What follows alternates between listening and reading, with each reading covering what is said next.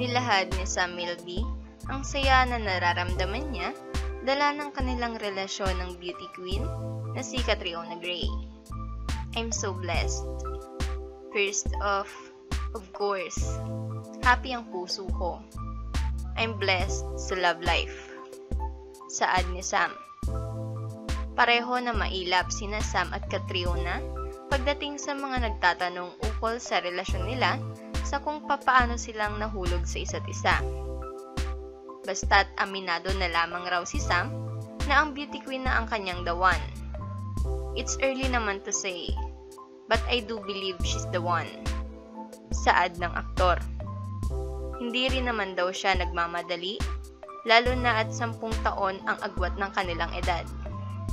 Siyempre, may difference sa edad namin. I'm 36 and she's 26. And kakastart pa lang ng career niya. Aniya. May 23 nang aminin ng aktor sa Instagram niya ang relasyon nila ng beauty queen.